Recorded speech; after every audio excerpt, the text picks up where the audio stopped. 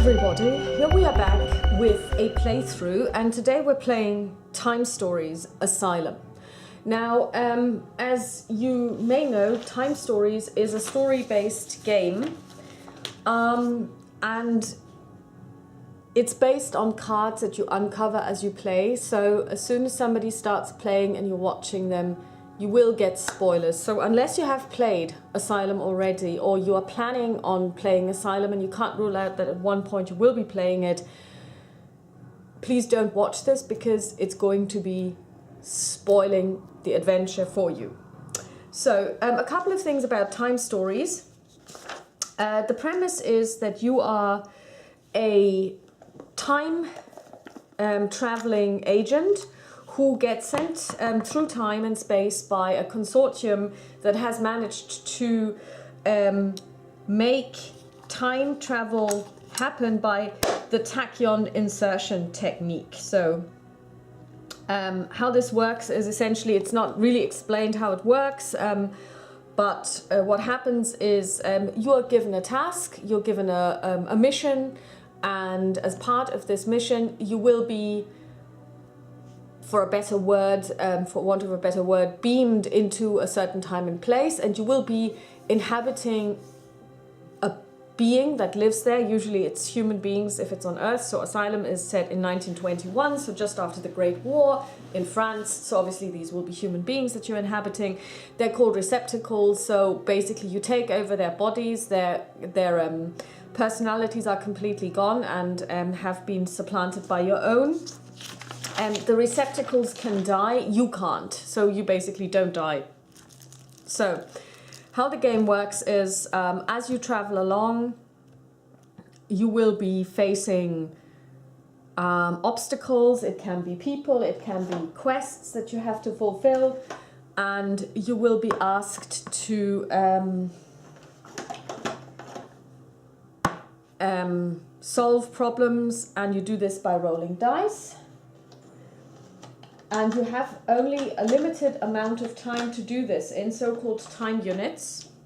And once you run out of time, you have failed the mission, but you get a rerun. So basically this game will be played several times over because you usually do not manage to finish on your first try. So like I said, the rules in and of itself are really simple. The game isn't. So what we're going to do now is, spoilers, spoilers, spoilers, we're going to open this deck of cards. As you can see, it's still sealed, and I've no idea what awaits us, and we will just start playing. So, removing the shrink. It's a hefty deck of cards, feels good, feels stable. So as it says, do not open before reading the rules. I have read the rules. And we will now open this deck. So put this card aside, nothing on the back, I'm going to put it aside. Base. So there is information on the back which we need to read. So we're going to put this here, and we're going to put these cards out here. And this is really how the game works. Information is displayed both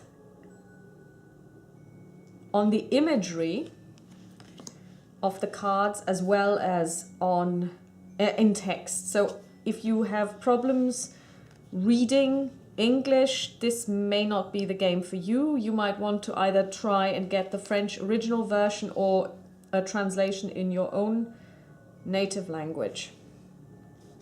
So since this is really the meat of the game, what I'm going to do is I'm going to zoom in as of now, and I'm just going to show you the cards because the rest of the board is pretty much really boring and really doesn't do anything for your enjoyment. Just going to adjust this a little. And this should make it possible for you to see everything that there is to see. I'm just going to move this a little as well, so if need be, we can also see the H. Okay, so let's read the first card. A soft and restful voice fills the air, blanketing the small metallic noises that you had heard upon arriving in this room. You are 42 seconds late. Try to manage your time better in the future. That said, welcome agents. I am Laura. The consortium has deemed you apt to undergo your first transfer. Congratulations. The transfer caissons are ready. Before taking your place inside them, meet with Bob, your master instructor, and please follow his instruction. Now take turns revealing and reading aloud cards B through G one by one. So here we have Bob, and these are the caissons. These are essentially the time warp capsules that you get into to then be shot through time and space. So let's see what Bob has to tell us. Your small group moves into the room with two emotions crashing together with every step. Excitement over your first exposure to this technology that you've been hearing about since the start of your training, and impatience to leave this omnipresent base and discover other worlds, both old and new, to travel through the ages and across galaxies. Hey guys, it's not that we're in a hurry, but don't drag your feet, barks Bob as a greeting. Base C. Your mission, normally reserved for yellow-ranked agents, comes from the consortium, and your performance will serve as an end-of-cycle examination. Your grade here will therefore have an impact on the rest of your career. Your mission is to prevent the creation of a temporal fault. One tip: keep the number of runs to a minimum, as each new transfer costs a bundle and will diminish your success.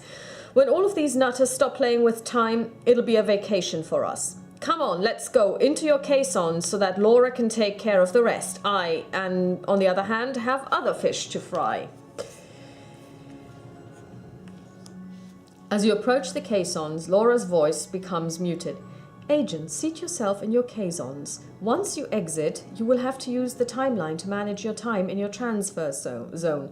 Ideally, you make this trip only once, but if you run out of time, you'll return here to undergo a new transfer to the same place at the same instant. This is the very principle of time log transfer. Your caissons light up as you enter them, then emit a multitude of high-pitched sounds. Laura's voice manages to be heard above it all nonetheless.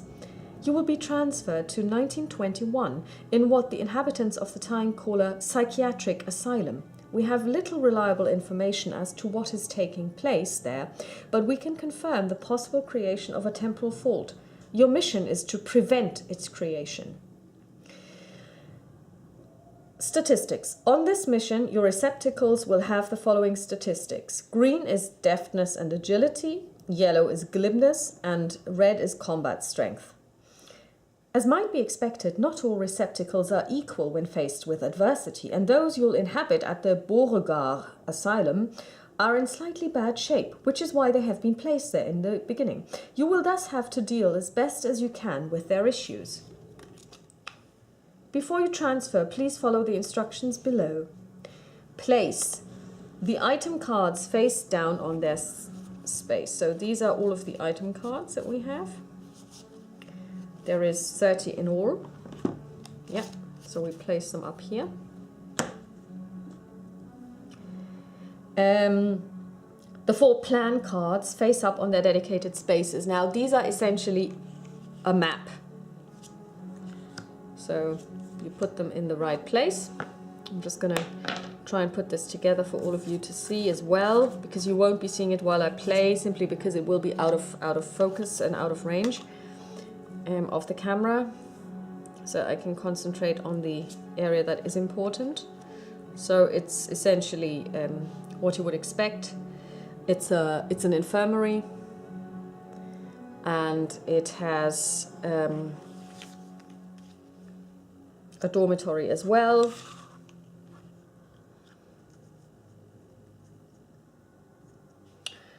So it's the Paris Medical Office, Beauregard Psychiatric Hospital generic plan. So it's a floor plan. It's obviously got a really large garden. You've got a dormitory here, promenade, day room, infirmary, kitchen. North is this direction. So I'm just going to place these as you would normally place them. And we will see what we shall see. So we've done this, placed the plan. Okay. Next up, the group token is placed on the day room. So how the game works is you have to travel as a group, and this signifies the group, so we place it on the day room. And the group token is on the day room, the area in which you will arrive. The time token is at 25 TU or 30 if you only have 3 agents. I will be playing with 3 agents, so we're going to put it on 30. The 5 mission successful failed cards on their dedicated spaces face down. Mission successful, mission failed, mission failed, mission failed, mission failed. Here we are. Base G. Laura's voice starts to be drowned out by the deafening sounds of the surrounding machines. Your transfer will happen shortly. Be sure to note this vitally important information. According to a source of dubious trustworthiness, it seems that a secret society is hiding inside the building. The information to take place, to do that, you must locate and on location, you should be able to find help, but your receptacles, it isn't. Choose a receptacle, then place their life points on the card. Keep the icon reference card close at hand. Determine who will be the time captain. This person closes the base, places these cards next to the board, then opens the following area, the day room. Okay, so first of all, we take a look at the receptacles. So receptacles, like I said, are the avatars that we will be inhabiting, and if we were to roleplay this, these would be the people we would roleplay. Let's see what we've got. None of these are particularly beautiful or nice people by the look of it, and we will go through them one by one.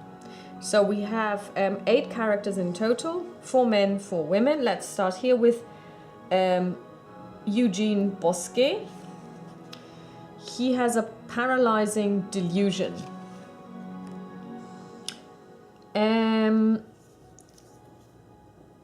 Be careful with my legs is his motto. He has 3 deftness, 3 glibness, 1 combat strength, 2 life, 2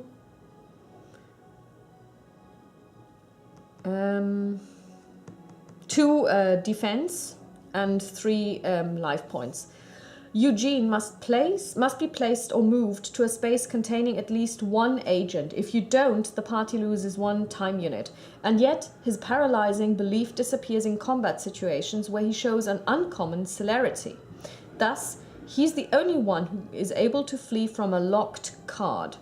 Okay? Ferdinand Meunier, he has shell shock. He's obviously been in the Great War and has been disfigured. Let's look at him. Ferdinand Meunier, shell shock. Come on, breathe. Don't be an idiot. Breathe. He has no deftness or agility. He has 2 glibness and 3 combat strength. He has 4 defense and 2 life points. Ferdinand can't stand seeing someone die. When he is faced with an enemy who has only 1 or 2 shields, he's paralyzed and unable to fight. Okay, well. Mademoiselle Doom. Her condition is bitter. And her motto is, "You'll all croak before me." She's got 2 deftness, 1 glibness, 2 combat strength, 4 defense, and 1 life point. Insufferable and seemingly eternal, Miss Doom has no mental illness, but the asylum seems to be the only place where her bitter and tyrannical demeanor is accepted. Miss Doom doesn't know how to do anything but annoy people, and she does so with uncommon talent. Edith Jolibois, cannibalism. Okay, that's an interesting condition. And her motto is yum grr, yum slurp grr. Yeah, that's the girl you'd like to party with. She's got 2 deftness, 2 glibness, 2 strength, 2 defense, 2 hearts. Since her early days, Edith has believed that she draws her vitality from the flesh of others. Well, she's totally cray-cray. If she's the one who finishes off an enemy, Edith hurriedly eats a piece of them, thus regaining 1 heart without being able to go above her starting total of 2. Okies. Vasile Le Fouin, he's a cocaine addict. He does look like the dead husband from Bloody Mallory. Cocaine addict. Vasile Le Fouine. His motto is, hey, you got any more? He's got 2 deftness, 2 glibness, 1 fight, 2 defense, 3 hearts. Vasile is addicted to cocaine, hence cocaine addict. He's managed to hide 3 doses without the staff noticing. Take 3 blue tokens and place them on this card. Before a die roll, Vasile can discard 1 or more of these tokens to roll that many additional dice. Be careful. When Vasile no longer has any tokens, he feels an absence and loses 1 heart permanently. Vasile can also use a dose of cocaine to help any agent regain 1 heart. Okay. Marie Berthollet. Her illness is erotomania. Her motto is, oh, this is nothing, just a bit of rouge on my lips. Do you like it? She's got 2 deftness, 3 glibness, 1 fight, 2 defense, and 2 hearts. Marie is convinced that the people who come up to her are madly in love with her, but don't dare to let her know.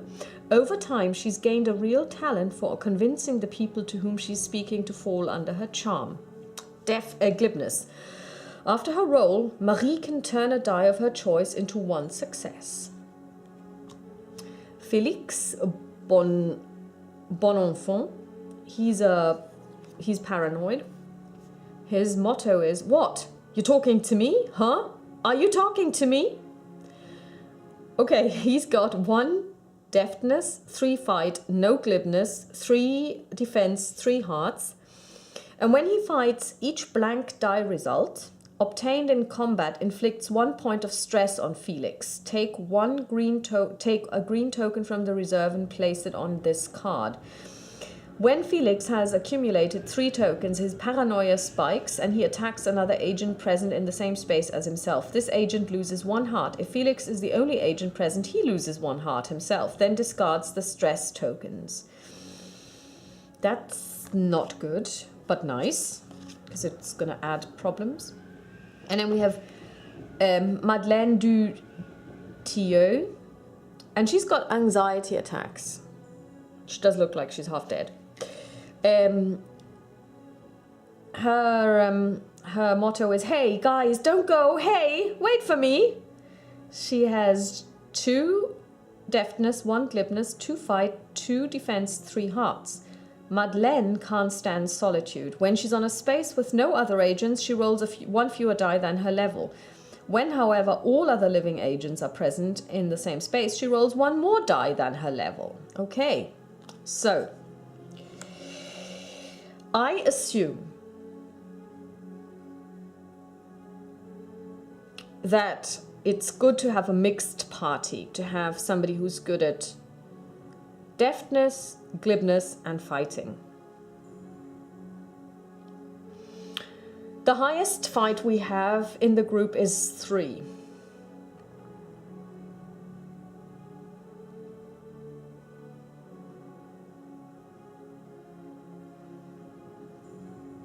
The highest deftness and glibness are, the highest deftness is 3 and the highest glibness is 3 as well.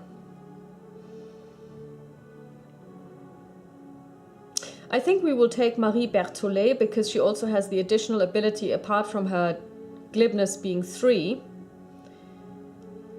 she also can turn 1 die into a success after her roll. I mean, strength-wise, we have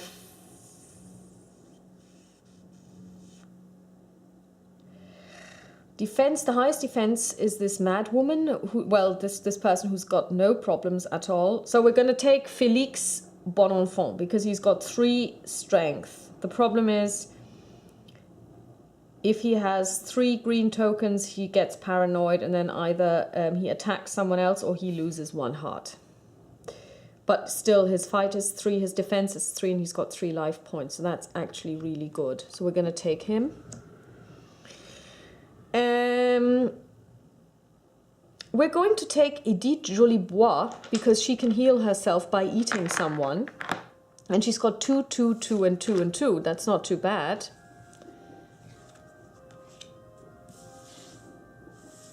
And we are going to take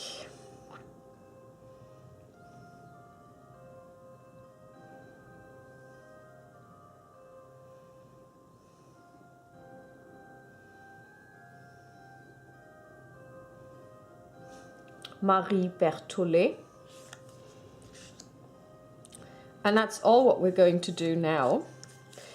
So the point is, when we fail, and the point is when we fail, not if we fail, because we will fail, we won't be able to complete this mission on our first run, we can then decide to take different receptacles on the second run. So what we're going to do now is we're going to look at the icon reference, which explains to us what the icons in this game mean.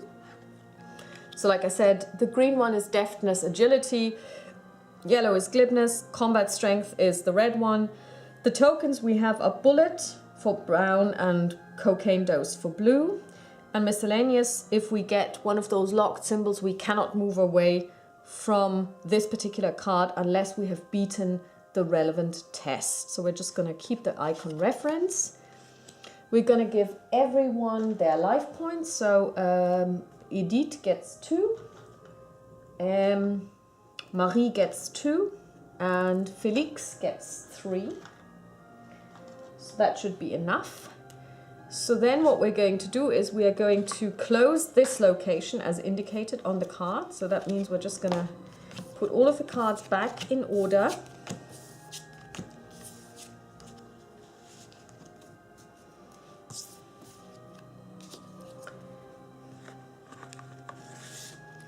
And we are going to put these over here.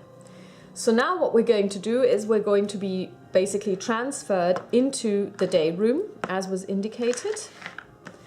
And we're going to open the location, the day room. So this is the day room. As you can see, it says day room here. So we're going to put this out and we're going to have all of the cards put together like so.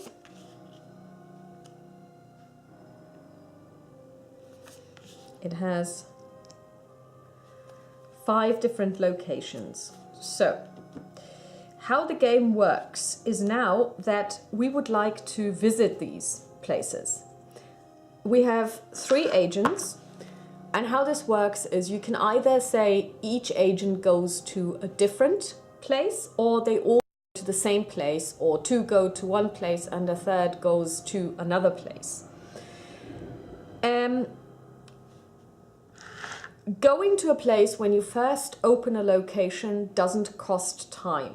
So you go there, and when you go there, you reveal the card and read it. You usually, if it's a multiplayer game, you don't read it out aloud, but considering that I'm playing on my own and basically with you, I will read them out. So how the game then works is, first of all, we reveal the entrance card, which explains what we can see here. And then you make a choice where you would like to place your agent. You find yourself in the day room of an asylum. It's the end of the afternoon. The room is calm, with a gramophone filling the place with sweet music. The low sun illuminates all with an amber light. The nurse in charge of the hall stands near the door. Behind her, a man is very focused on his chessboard. In the background, enjoying the light of the large windows, a young woman paints frantically. She throws you furtive, disturbed glances.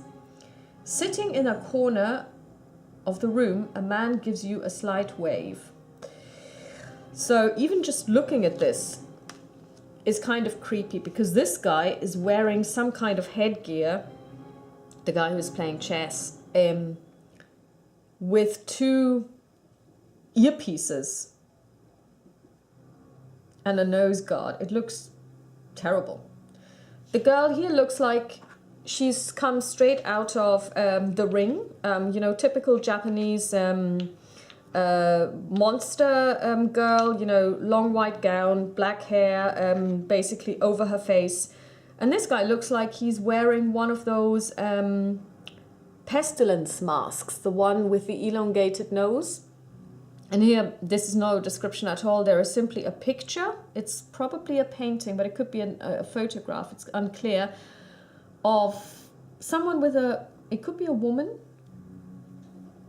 And it's placed on a piano. So now what you have to do is you have to make a decision, where do you want to go? So I think it's important, I mean, probably since this is our first playthrough, we don't know what is important and what isn't. So what I'm going to do is I'm going to take a couple of notes. So first of all, we're in the day room. And I am going to choose to go to each of these. 1, 2, 3. So let's reveal. So basically we have, but maybe it makes sense to decide who we're going to send where. We're going to send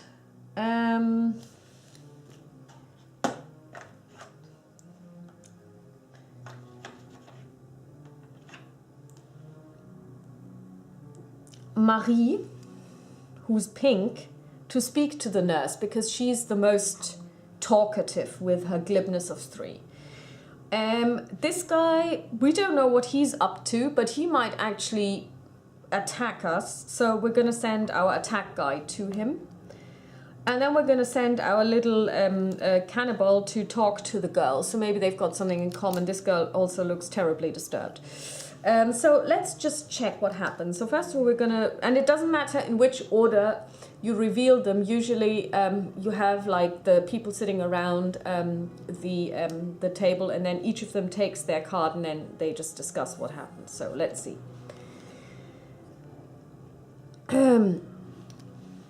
The nurse says, "You aren't going to ask me the day's schedule again, are you? It's the same every day. For the moment, you can take advantage of the day room and of the promenade. Then you'll head back to your dormitory at the end of the day. If you want to look for me later, I'll be in the infirmary. My name is Josephine."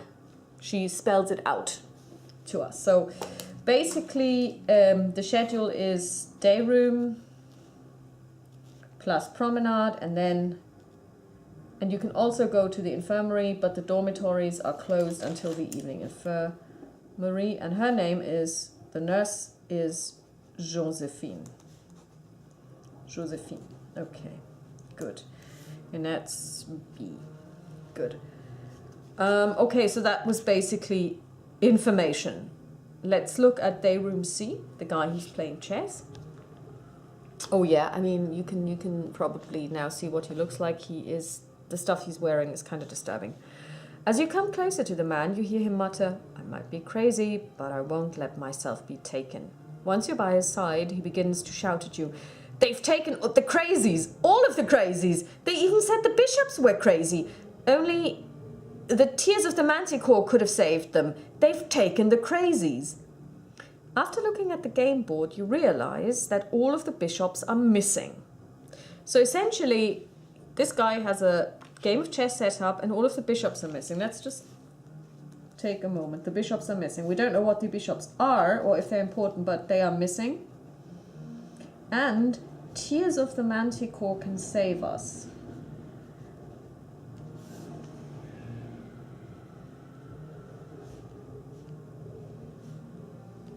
Okay. And last but, sorry, yeah, we actually are now, we've moved on. No, actually that doesn't cost us a time unit. Just reading something doesn't cost us a time unit. And last but by no means least, ooh, interesting. This girl is painting.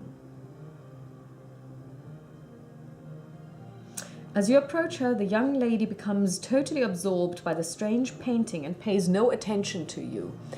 That's very interesting because what she is painting is a manticore. And there's information on here. It says,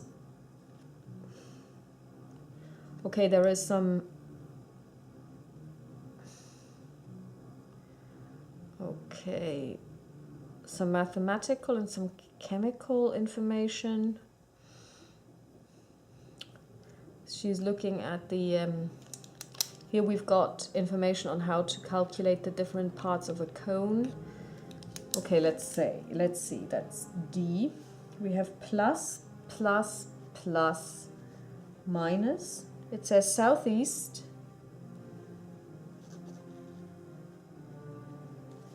then clockwise. She might be channeling something because she also has a manticore there. Okay. And that is too small, I can't read that. But it does say H30.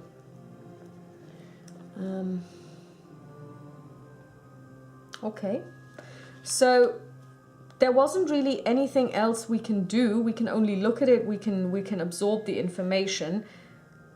If we now want to visit the other places, we have to spend time. So we're going to spend 1 time unit and we're going to move 1, 2, 2, and we're going to reveal them. This is the guy with the face mask.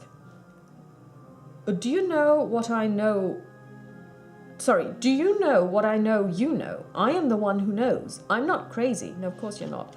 They're the crazy ones. It's a conspiracy and I know everything. And I know you're going to save us. Here, I managed to steal this from them. Take item 24. Okay, so at E we get item 24. Let's see what item 24 is. We're going to take the item deck. And we're going to look for item 24. And what we get is a key. A rather well-made key received from a patient in the day room. Okay, we're gonna take this, so it's gonna go to Marie. Having said this, everybody, all of these things are jointly owned by the team. It just becomes important when the team is separated out who has what, because while you're traveling, everyone has everything. But for example, if you have a weapon, you have to give it to someone, and then only they can actually use it. Okay, and last but by no means least, let's take a look at this picture. Okay, so this is simply just take item 22. Let's see what item 22 is.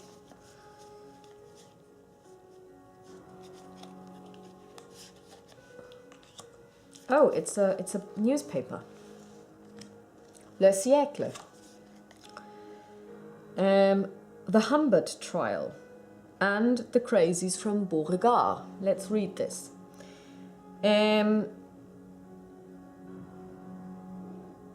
First audience. The opening of a sensational case. Composition of the audience room. The entrance of the accused makes a splash. First interrogation. Mrs. Humbert claims the existence of her inheritances. She'll speak, she says, when it's time. Frédéric Humbert denies his participation in the affair. He energetically defends his father's memory. The audience seemed to be rather entertained. The hearing is delayed until Monday. The crazies from Beauregard. It's now been over a week since 5 lunatics inmates at the Beauregard Asylum have been declared missing. According to the police, the investigations are ongoing and the theory of an escape is probable. Okay, so 5.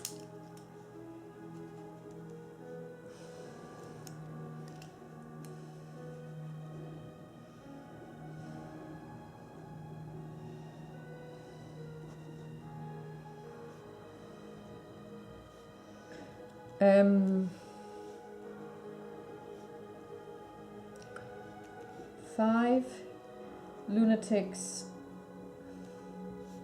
have been missing for a week.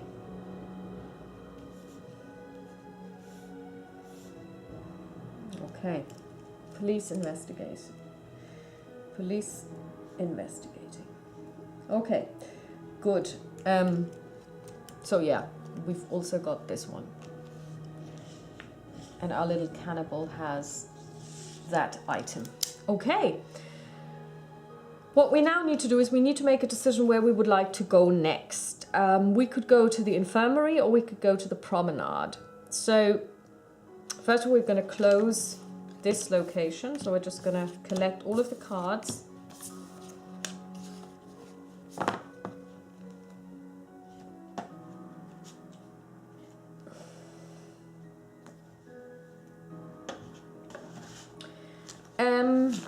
So I think we should maybe just check out where we are. Let's just go to the promenade. And in order to do so, when you change a location, you have to roll this die, which is a time die, and it tells you how much time units it's taking you to move from one location to another. We rolled 3, which is the highest you can possibly roll.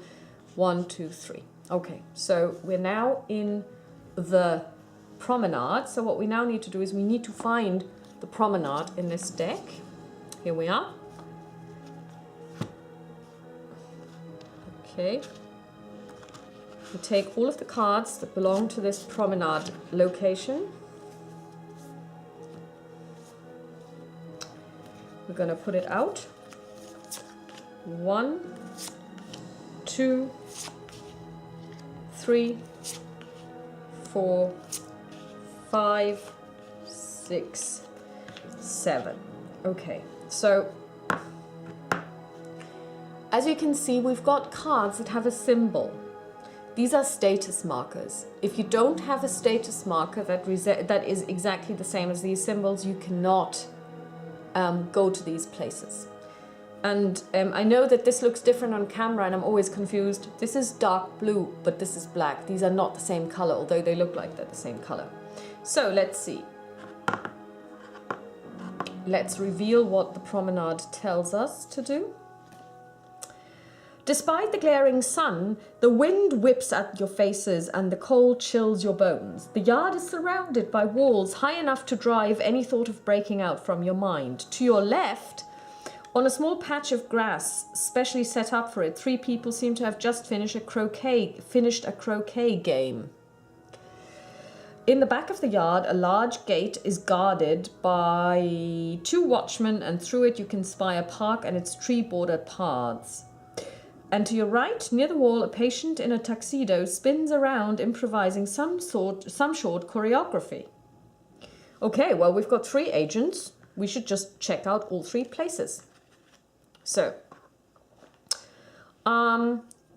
there are guards. Let's just send the hot girl there. There's somebody who's weird. We're just going to send the weird cannibal. And there are people who have croquet mallets. Let's just send the brute. Let's see, the croquet people. One of the 3 croquet players greets you and invites you to come to play with them under the unwavering gaze of the nearby watchman. Hey, there! Hey, there you are. How about a quick game? If you want to join the game... this is a test. And he's testing... Oh my word, he's testing... deftness. That's not his forte. But still, we will just do this so that you see how testing works. So it says here that this is a test with 4 shields. And what this means is you have to get 4 successes. He can't get this on his 1 die because you can only ever get 2 successes maximum. But still. If you pass the test, you immediately reveal the blue status mark. Okay?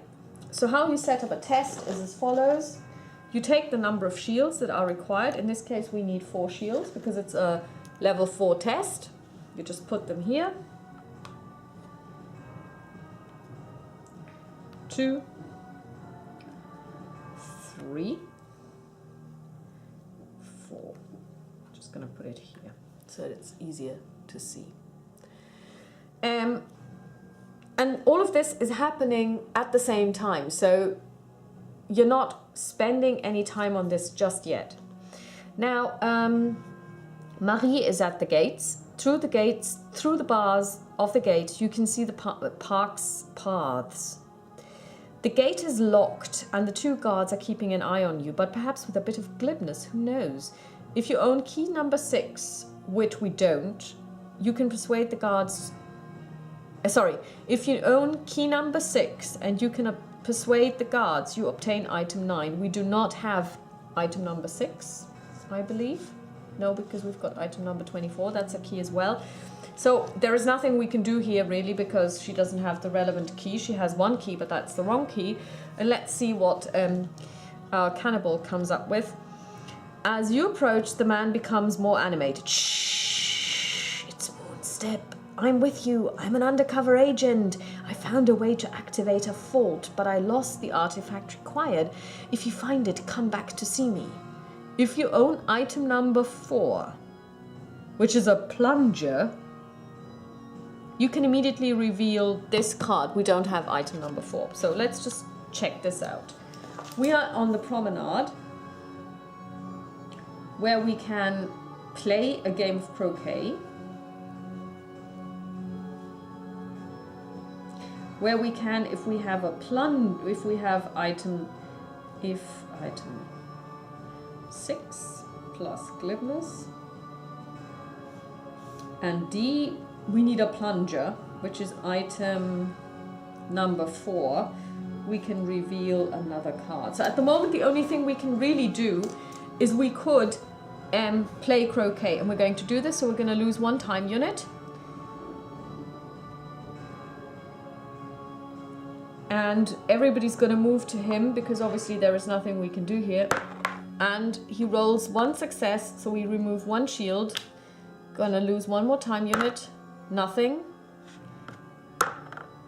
1 more. Nothing. 1 more. And 1 more. So now we have managed to obtain this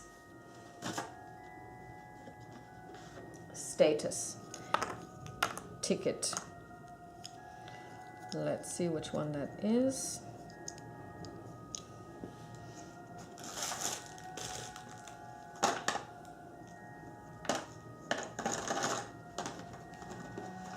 That should be this one here. So we place it here because we've obtained it. And now we can all go here. And we're going to do this. I'm going to reveal this card, losing 1 time unit. You crush your opponents, who don't seem to like that very much. In frustration, one of them smacks his mallet right into his neighbor's head. Within a few seconds, the scene degenerates into a brawl. Take item 20. So let's see. Item 20 is a croquet mallet. Fight +1. A croquet mallet recovered from the ground during the melee in the promenade yard. During a combat roll, the owner of the mallet can roll 1 extra die. Slip this card under your receptacle so that only the mallet is showing. Well, we're going to give this to the brute because he's already got fight +1. He's got fight 3. Okay, so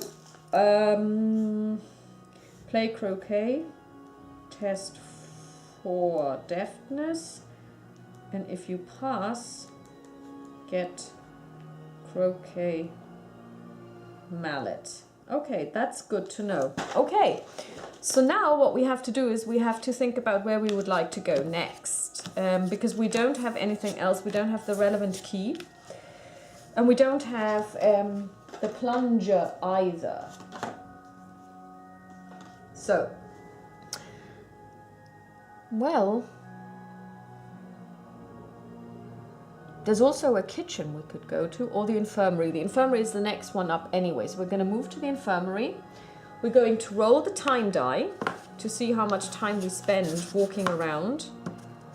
1. That's good. We only lose 1 time unit. So we're going to go to the infirmary. Let's see what happens there.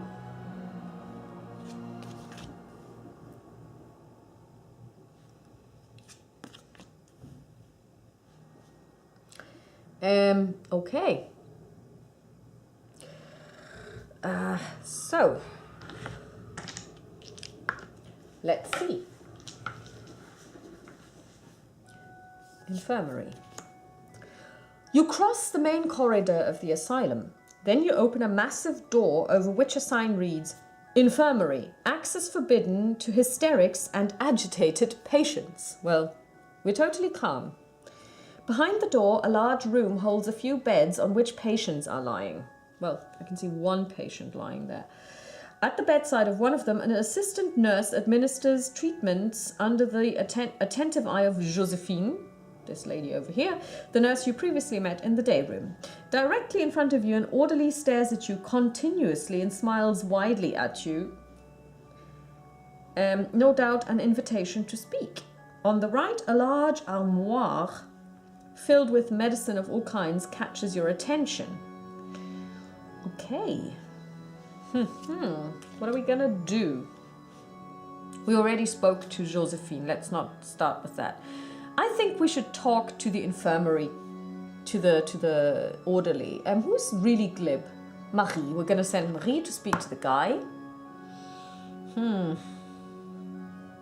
I would like to see what's in the cabinet, so we're gonna send the brute. And yeah, maybe she can take a bite out of this guy and get some health back. Let's see, Infirmary B.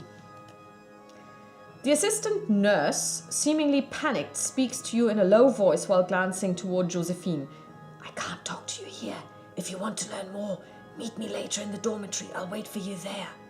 She then quickly returns to her duties. Take the status token grey. We take this status token. So infirmary.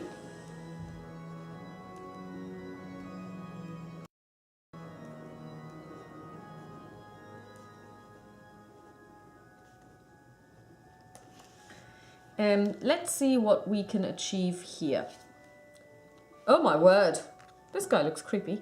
You start a conversation with the orderly. If no woman is present on this card, the conversation ends shortly and he tells you nothing of interest. Put the card back on the table. If, however, at least one woman is present, you must turn the card upside down and read the following. Pierre, that's his name, holds you tightly and tries to pull you to a corner of the room. You'll have to talk quickly to slip his grasp and be able to leave this card. Okay, he's essentially assaulting us. We don't like this. Okay, so she's really glib. So first of all, we have 4 shields, so it's going to take 4 successes. We cannot leave this card. And lastly, if you own key 24, take item 7. We do own key 24, but only he doesn't. So,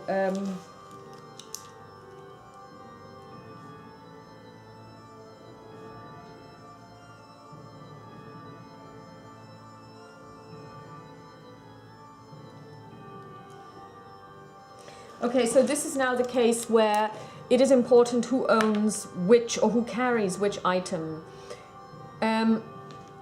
Marie has the key, but she's being, well, assaulted by this guy, so we cannot do anything over here. Now what we need to do is we need to try and get rid of this challenge. So we're going to lose 1 time unit, and we are going to roll 3 deftness, because that's how many deftness she's got.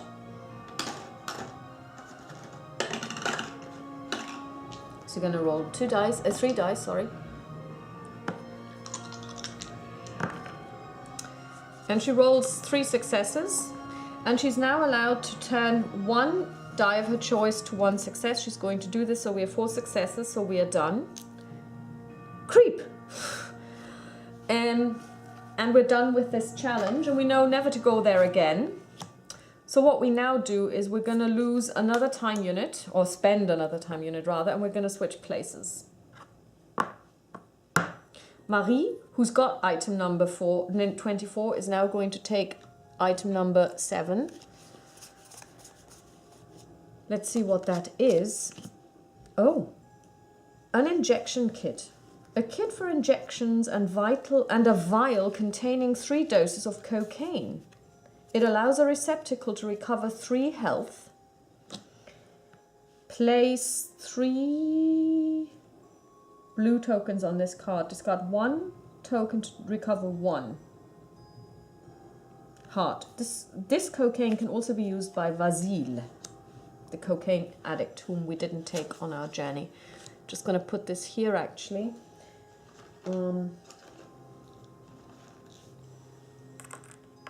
Okay, so what we got here was cocaine. So now let's look at what Josephine can tell us, and she basically says to us, Ah, you again. I just ran into Dr. Hyacinth, who reminded me that he had an appointment with a small group today. His office isn't far and you know the way. Go when you feel like it. Take item 8. Okay, item 8. Let's see what that is. Maybe another key. Here we are, item 8. Oh, it's a plan. Aha. Okay, now this is a map tile and it's got an interesting symbol, namely this. This symbol indicates that on subsequent runs, we don't have to put this item back, but it stays with us. So it's more like we know this, we know where Hyacinth's office is, because that's what this is, location 8, Dr. Hyacinth's office. So you discovered a new location, place this card on the current plan, so it actually covers the map that's already there and adds another location, but this also means it stays with us. So we're going to put it there. And we don't need to really note this down because it's going to stay with us. So we're going to close this. We have now completed this location. There is nothing else we can do here. So we're going to close the location.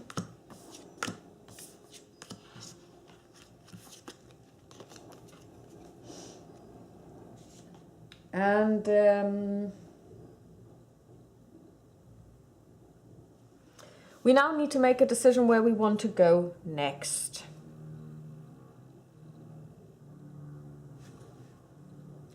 Let's see. I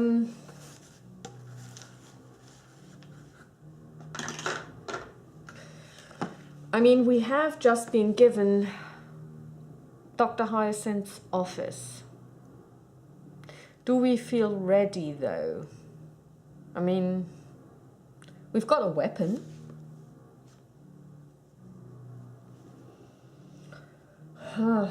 We've got something to heal ourselves with. And we need to find out what's happening. So let's just go to the office, location 8. So we're going to move here. We're going to roll the time unit die to see how much time we're losing or spending. 2, which is an average roll. So we're now at 14 time units. Let's find location 8. Kitchen, that's not it. Location 8, here we are.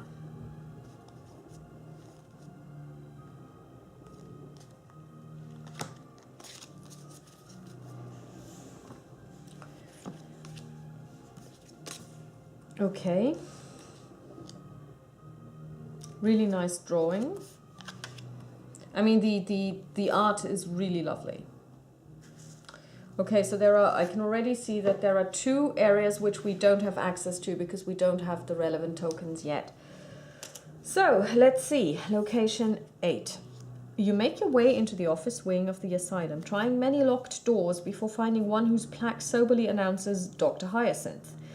You hear the staccato sound of a clumsily used typewriter, and when it pauses after a few seconds, you knock on the door. "Enter," calls out a voice.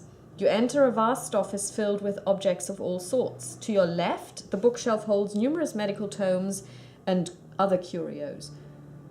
On the wall, a picture of the staff. Oh yeah, that's over here, catches your eye. Sitting at his desk, the doctor looks up from his typewriter and stares at you.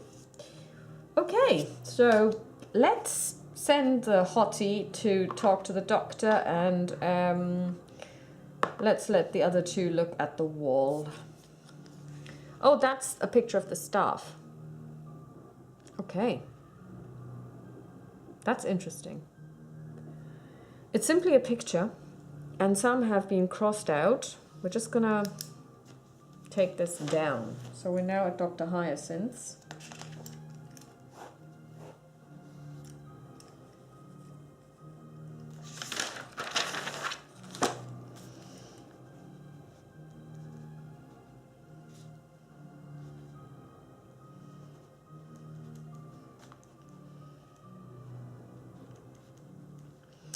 And we have 1, 2, 3, 4 staff members.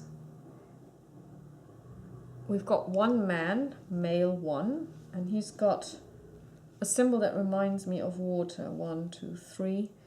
Then we've got female 1, which has a circle with a cross through it. Then we've got female 2. which has got this symbol,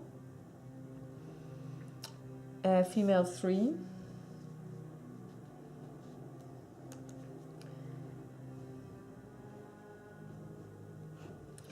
and male 4, and male 2, like so. That's the staff picture. On B. Okay, very interesting. Let's see what he can tell us, the dear doctor. Greetings, the doctor calls out to you. As I told you yesterday, the moment of your release is upon us. Remember this, each in their own point of the star. He heads to the bookcase, opens a secret passage, then lights a lamp and says, I'm waiting for you. You can follow him and take the token, or you can beat him up. Okay.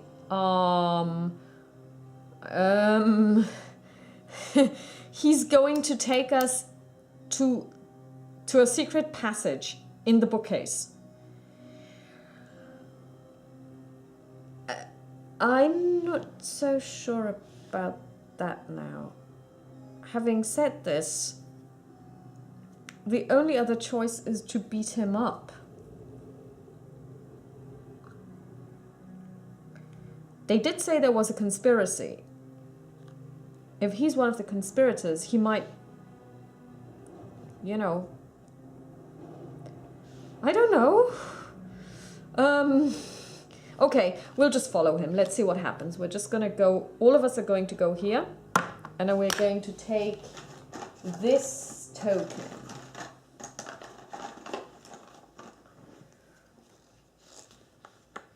And we're gonna reveal location D.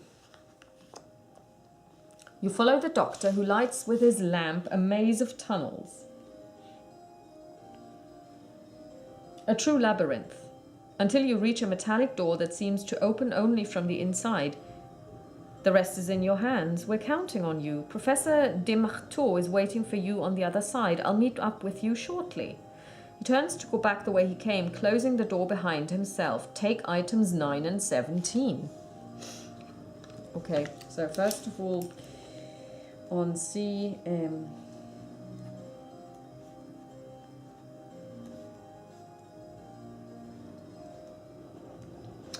let's see. Take items 9 and 17.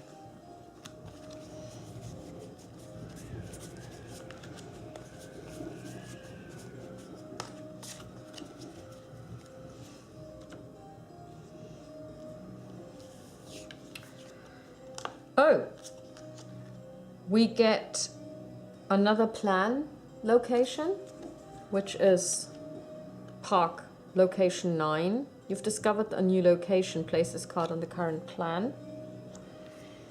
So, location 9. And we're going to get a pentacle spotted in a corner of the labyrinth. Okay.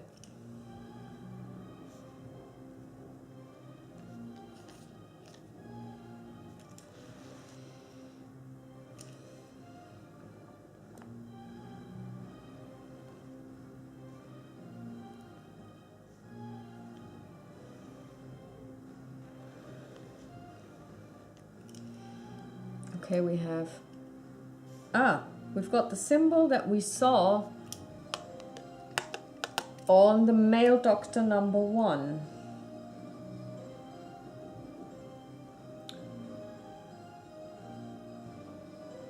Okay. LUREBIKAYF.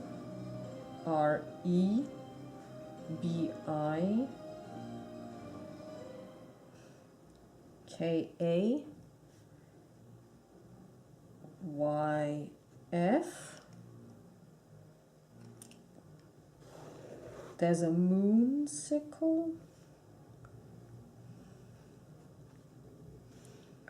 This symbol.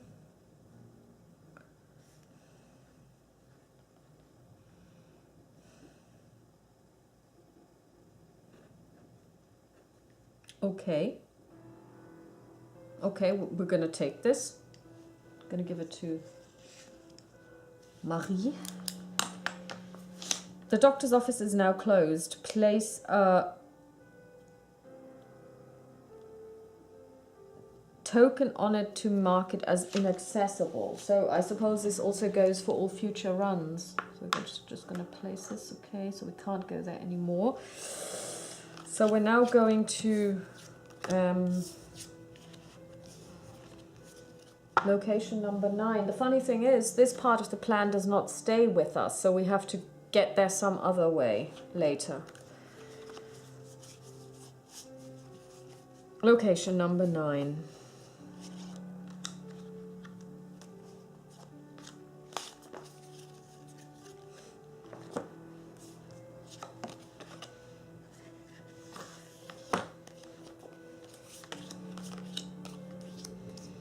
But we need to roll the time die. 2. So we roll a 2. Okay, let's see. Okay, now that looks like a park, and it's a pagoda. You know, in the park, a glacial wind blows and throws the branches of the oaks into a frenzy. In front of you, a gravel path splits into multiple directions. To the north, on your left, the path leads into the woods. You see smoke off in the distance. In front of you, a small esplanade holds a music kiosk. A third path leads southward towards the back of the park. Okay, that's location 9.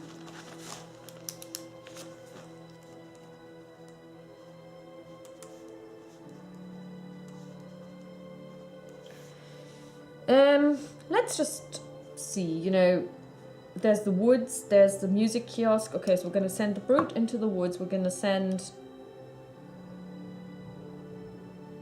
the cannibal towards the back of the park, and then we're going to send Marie into the middle. Let's see what we see. Oh, down the path you discover a hovel that's producing all of the smoke. A man walks out to the front door and aims a pistol at you. I know who you are, and I'm not going to let you act freely, you damned sorcerers. You may attempt to either reason with the man and obtain item 14, or neutralize the man to obtain item 15. Okay. Considering that we have the brute and his glibness is like non-existent, we're just going to beat him up. Let's see what happens to Marie. Oh. This previously peaceful-seeming kiosk was the scene of violence in the recent past, with traces of combat evident on the top steps, claw marks, torn clothes, and dried blood. As you inspect the remains of a man's suit, you notice an imposing closed metallic trapdoor in the center of the stage. It is locked.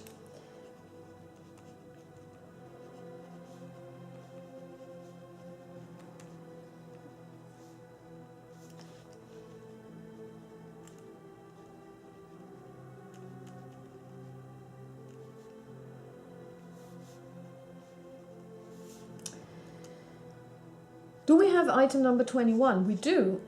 No, we don't. We do not have item number 21.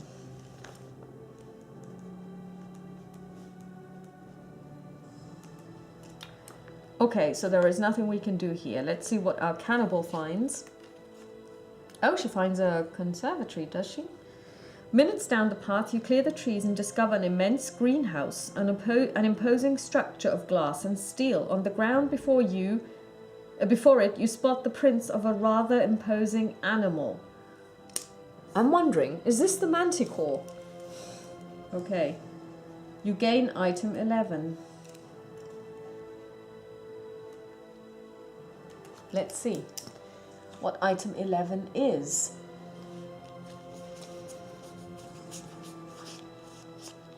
It's a plan. Location 11, greenhouse. Again, one that doesn't stay with us. This is locked, so we have to do this. So we're now gonna spend time. 1, 2, 3,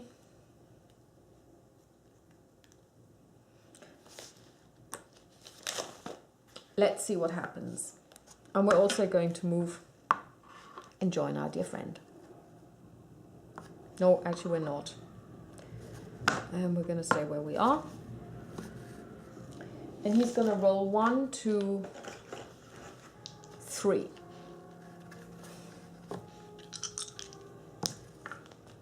Okay, so we have 4 successes.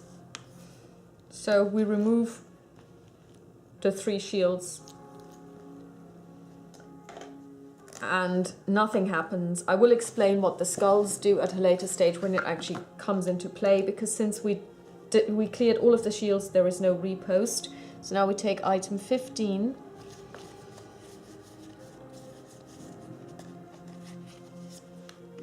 It's a gun.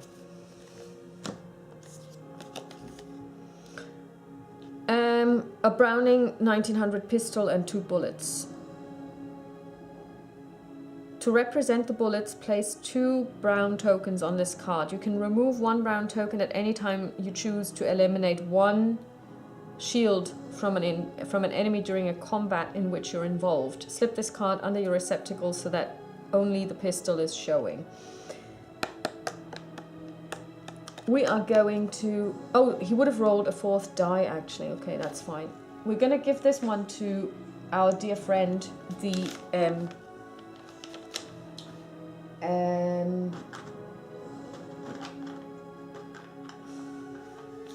cannibal, because we do want her to fight as well, because she can heal herself. We also gain item 13,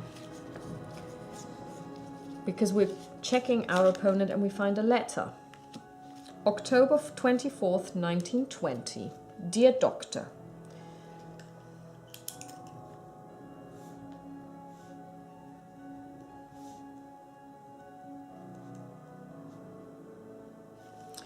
Dear Doctor, I finally found an entrance to the crypt. As you had suggested, a riddle which only the esoteric arts could pierce was hidden in that damned gate. The solution had been under our eyes from the start. We had to subtract its number and not add it. Okay. Item 13. Subtract its number.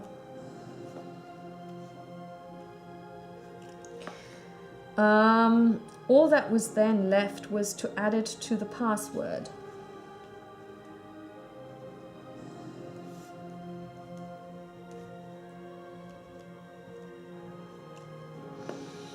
Let's break the rules, my dear Hyacinth. We'll finally be able to move on to the second stage of our dreams, recruiting 5 new patients to complete the ritual.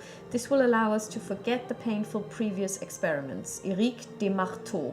Well, that's the guy he said was waiting on the other side. Okay. Okay, this doctor isn't a nice person. They're all crazy. Well, I mean, yeah, it is an asylum, but I think probably the patients are less crazy than the doctors there. So we have now got the possibility of going either to the greenhouse or to the kitchen or the dormitory. Sorry, we're actually in location 9. I should have moved that down.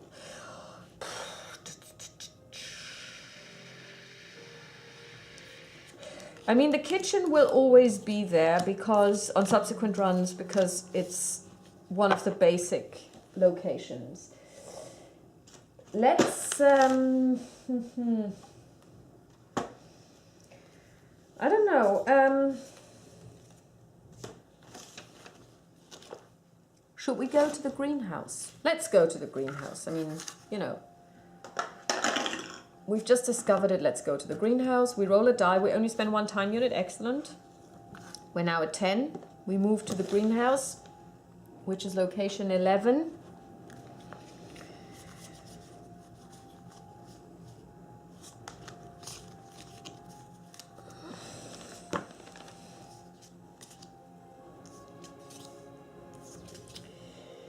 Oh, it's a lovely... I mean, the artwork is stunning. It's beautiful. The greenhouse is immense. Within a few seconds of entering, you feel like you're in a tropical forest. The air is hot and humid, the vegetation, vegetation, invading and oppressive. As you start to set up Sorry, as you start to step down the walkway, you're forced to push aside the brush to clear a way through the plants and branches. To your left, you hear the soft sound of a waterfall, accompanied by numerous bird songs. Straight ahead of you, a small basin holds the water that flows from the waterfall. To your right, not far from you, a grunting noise can be heard in the midst of the luxuriant vegetation. Grunting noise? Don't think I like the sound of that. Maybe that's where the manticore is. Okay, we're gonna all go to the manticore to the right. Grunting noises. Indeed, we found the manticore.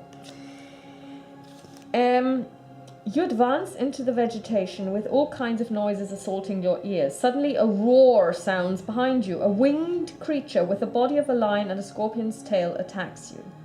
6 skulls. 1, 2, 3, 4, 5, 6. Okay. We're all going to spend the time to fight this thing. Let's start with our brute. 1, 2, 3. He rolls 4 dice.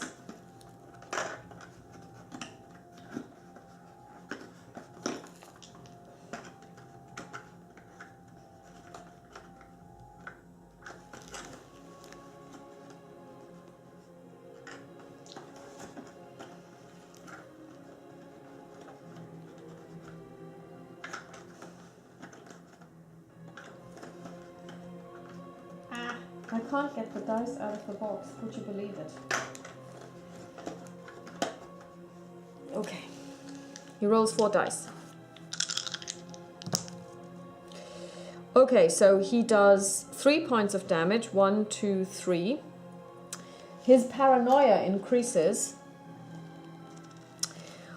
because he rolled 1 blank die, and now we've got this one. This means he riposts. 1, 2, 3 shields will ripost, plus this one is also added, right?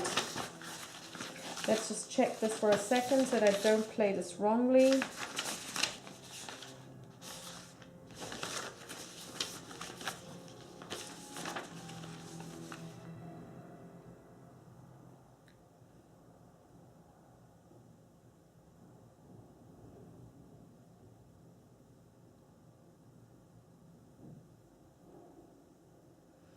Okay, yeah. So,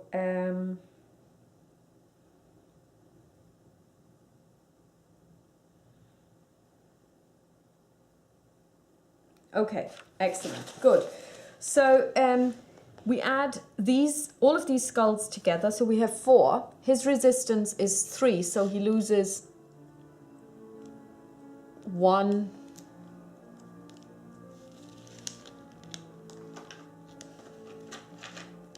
Life point. So he has got 2 life points left.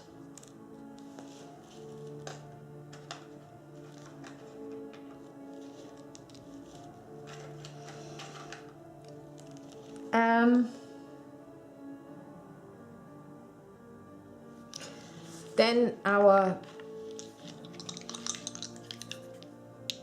cannibal is going to attack with 2 dice, and she rolls no successes. Actually, that's terrible because she has now got 4, so she loses all her life. She is dead. So what now happens is you don't really die.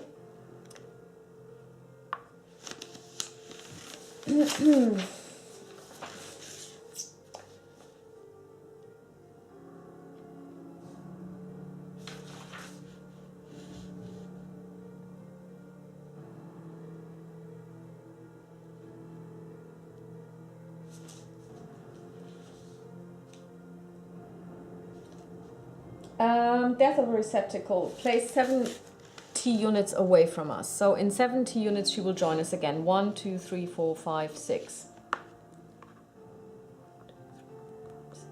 Okay, good. Marie is not going to do anything, so we lose 1 time unit, and he's going to attack again. And he doesn't finish it off. Oh my god. That's 4. His resistance is 3. He loses 1 life. We're not doing so well. And last one, 1 time unit. He does kill it, but he also increases his paranoia.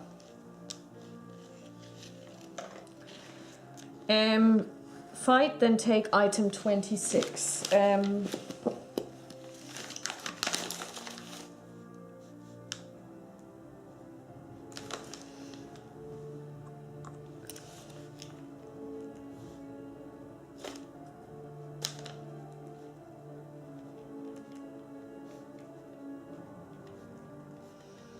Take item 26. We have killed the manticore, but you know, that was tough. Let's see what we get. 26. Let's see what that is.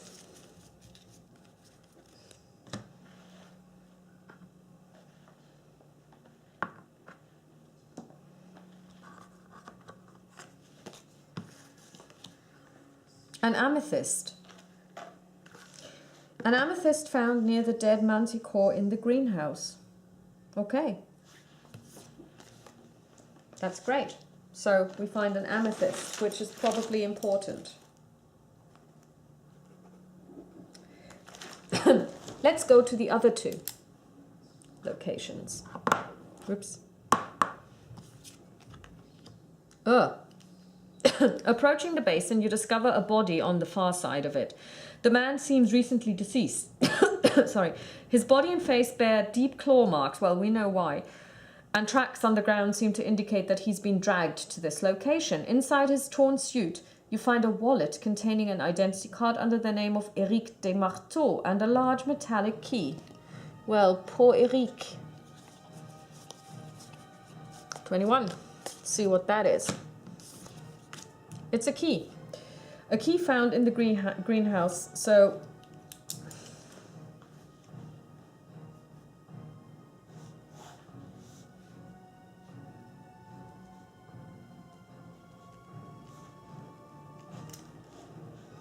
and we need this one in the park.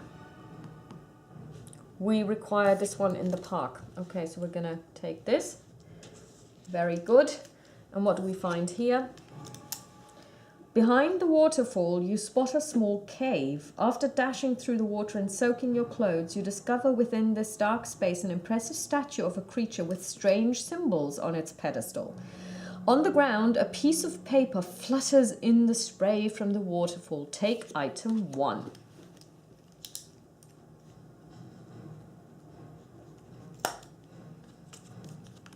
Oh! Behind the waterfall in the greenhouse, we found the statue of a creature. Its base held the following symbols. It's yet another pentagram.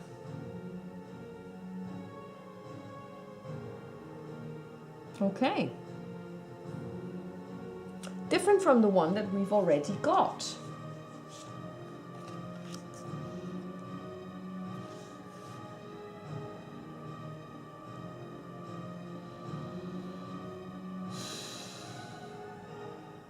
Okay. It's got another symbol. It's got the symbol of the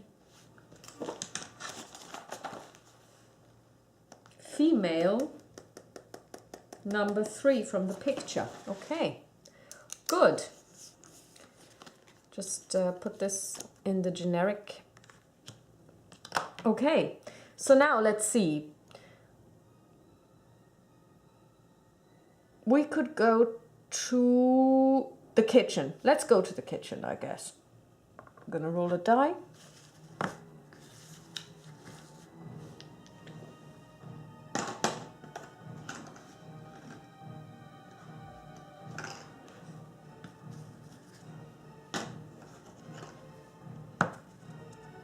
We spend 2 time units. We've got 4 time units left. And we're just going to close this location. This is location 11.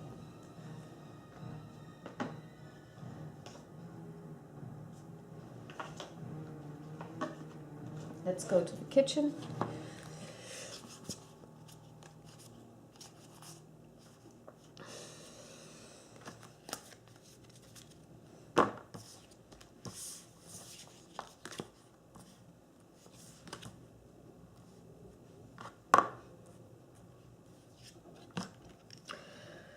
After having wandered for some time in the corridors, you reach a room next to an empty refectory. The kitchen. A rather unpleasant cabbagey smell fills this room, edged with work areas that are covered in pots, pans and other cookware. To the left, a man in his 50s turns to you and begins to smile after he sees your group. That's in no way creepy. By the back wall, 2 men are washing dishes and pay you no attention. In the far corner, a man and a woman talk to one another in a low voice. Let's send the hottie to speak to the people talking in a low voice, and let's send the brute to talk to the fat guy over here. Ah, you again. Okay.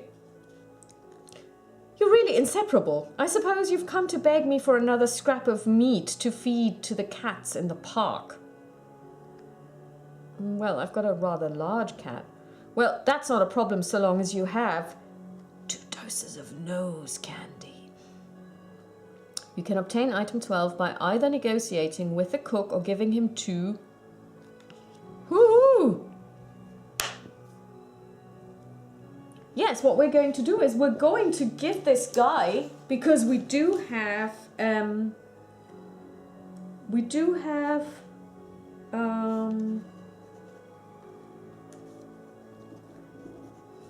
give him 2 doses of cocaine. Or fast talk 4. Okay, because we don't have time for this, and this guy is the unglibbest person ever, we're just going to give him 2 of our cocaine and see what we get. We get item 12.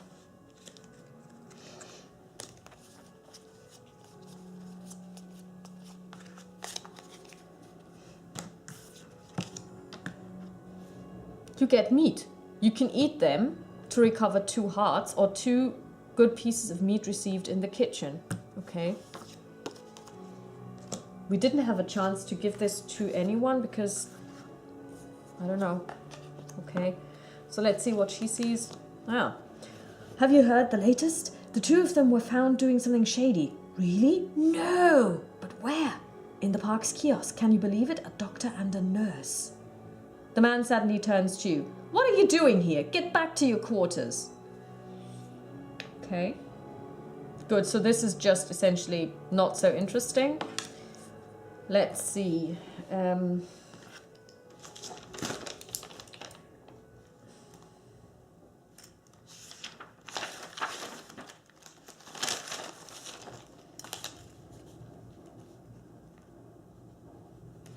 Let's look at the middle card, both of us.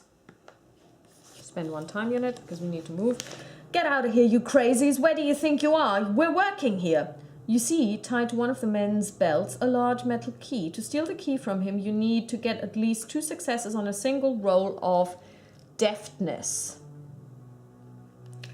Only 1 agent can attempt to steal and only one attempt can be made. If you fail, the team is immediately expelled from the kitchen and you cannot return to this room this run.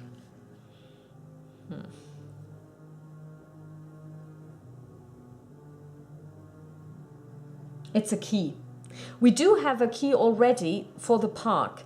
Let's not waste time on this. Let's move to the park again, to the pagoda. Roll a time die, 2. So now actually we have 1 item, we have 1 left, but we've also been overtaken by our friend Edith, and she's back. So now we're going to go to location. Oh yeah, and on C we have a key. Steal with deftness only once. Okay. Good. So let's see.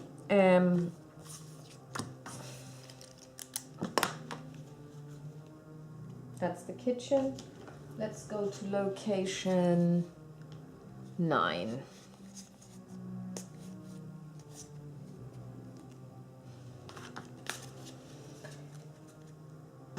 Okay.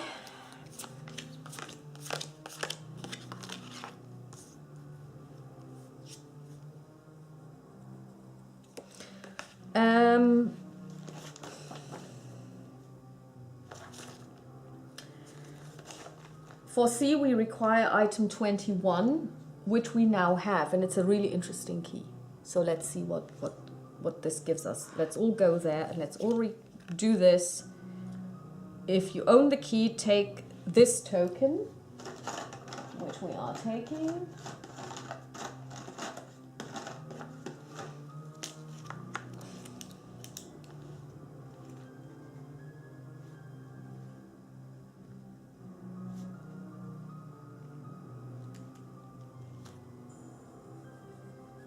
Okay, let's see.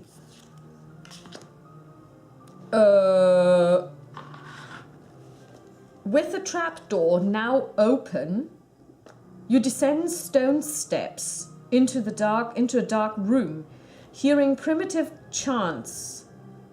So yeah, we lose 1 time. Okay, so essentially we didn't see this because we need to move here. That's gonna take us 1. Okay, so basically then we can open this location. Okay, all right. So, okay, so now we have lost, well, essentially we haven't lost, but time's up. So now what we need to do is we need to take this card, a deck where we look at the mission failed, and we have mission failed,